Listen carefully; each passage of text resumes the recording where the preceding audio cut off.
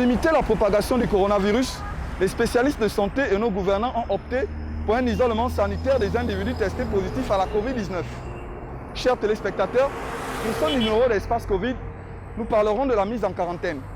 Qu'entendons-nous par mise en quarantaine? Quelles sont les différentes étapes qui concourent à la mise en quarantaine d'un individu? Nous vous donnons la possibilité de faire cette rubrique avec nous à travers ce micro-trottoir réalisé par Darius Maranga. Effectivement, Pierre, on va donner une fois de plus la parole à la jeunesse, histoire de prendre leur avis sur cette thématique. On y va. Alors, selon vous, comment définissez-vous les expressions mise en quarantaine ou isolement? Aucune idée. Je ne sais pas trop.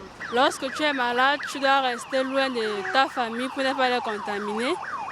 Et il faut se respecter les distances de sécurité parce que ce n'est pas seulement vous que vous protégez aussi votre famille et votre entourage. L'isolement, c'est le processus qui consiste à mettre les personnes dans un endroit bien précis afin que ces derniers n'aient pas la possibilité de sortir et pouvoir s'exprimer noblement. La quarantaine, c'est un processus global qui consiste à mettre des personnes sur le plan médical par rapport à une pandémie. Après avoir recueilli ces avis disparates, on va se rendre chez le spécialiste pour avoir plus d'informations sur cette thématique. On y va, c'est parti.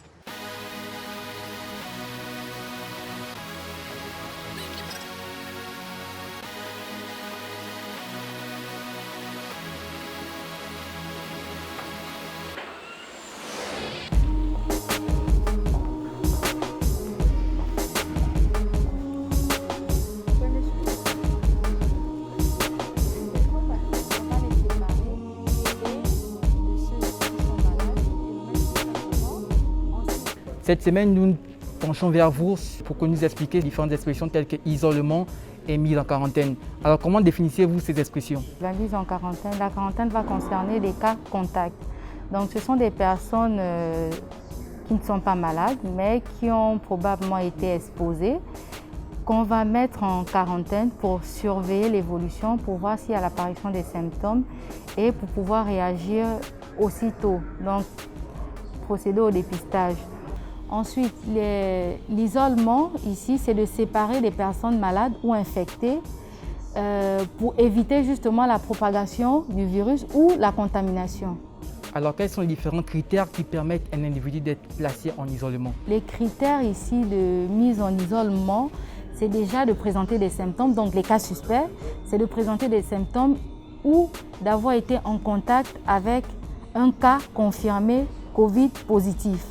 Donc, dès que nous sommes dans ce champ-là, aussitôt, on met la personne en isolement. Isolement avec les moyens qui suivent, conditionnement, bavette, respecter les mesures, la distanciation sociale, etc.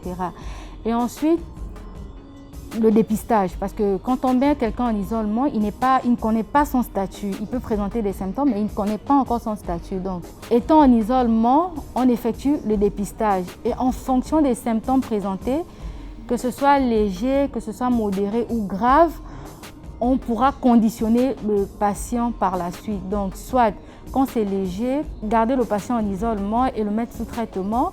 Ensuite, si ce sont des symptômes modérés, ayant des facteurs de risque, donc des comorbidités, dans le cas, comme le cas de l'hypertension artérielle et le diabète, c'est d'orienter vers les SICOV, donc hospitaliser le patient. Par la suite, si ce sont des symptômes graves, là, par contre, on sera amené à hospitaliser le patient en unité de soins intensifs pour une meilleure prise en charge. Le premier contrôle a lieu à J10 du traitement. Nous, par exemple, nous sommes dans la sous-commission de prise en charge. Donc, quand nous voyons les patients à J0, quand ils sont symptomatiques ou post-symptomatiques, on les met sous traitement. Le premier contrôle à J0, le premier contrôle à J10, le deuxième contrôle à J20. Donc, le premier contrôle, quand on le fait, on sépare de 24 à 48 heures. Et si on a deux tests négatifs, la personne est déclarée négative, la personne est déclarée guérie, bien évidemment. Amis jeunes, c'est au terme de ces explications que nous mettons fin à notre rubrique Espace Covid. N'oublions surtout pas, appliquons et respectons les gestes barrières. Bonsoir.